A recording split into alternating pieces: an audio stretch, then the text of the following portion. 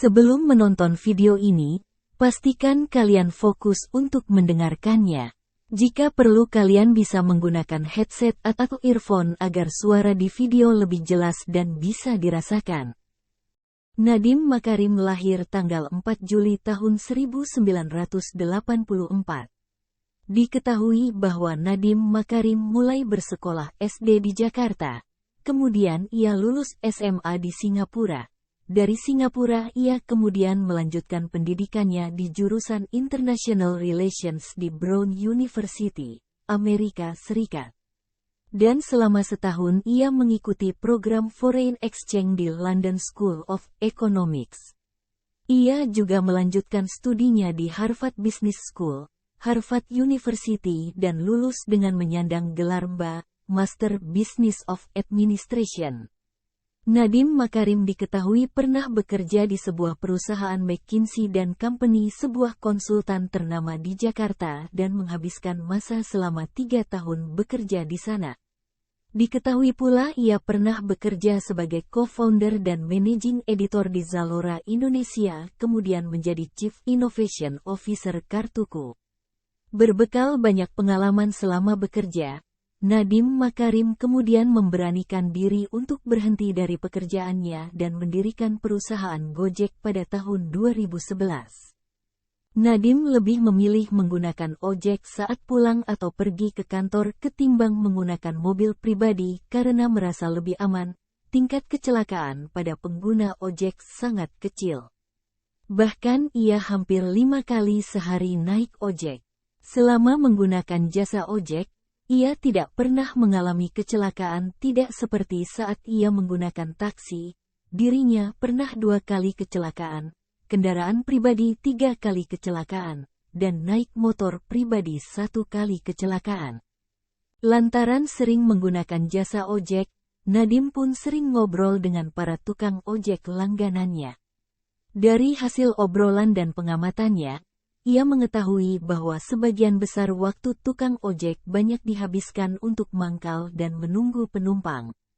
Saat di pangkalan ojek, biasanya tukang ojek bergiliran dengan tukang ojek lainnya. Sudah giliran, kadang penumpang sepi. Sementara itu, dari sisi pengguna jasa, keamanan dan kenyamanan ojek BEM terjamin 100%. Dari hasil riset itulah ia mendapatkan ide membuat inovasi bagaimana orang bisa dengan mudah memesan ojek melalui ponsel tanpa harus repot ke pangkalan ojek. Jadi orang yang jauh dengan pangkalan ojek pun dapat menikmatinya. Tukang ojek sendiri tidak harus mangkal. Bagi penumpang, menggunakan ojek juga lebih aman karena jelas dan terdaftar. Ide Nadiem ini juga sejalan dengan salah satu tugas kuliah ketika mengambil master di Harvard Business School. Saat awal merintis bisnis, ia hanya memiliki 10 karyawan dan 20 tukang ojek.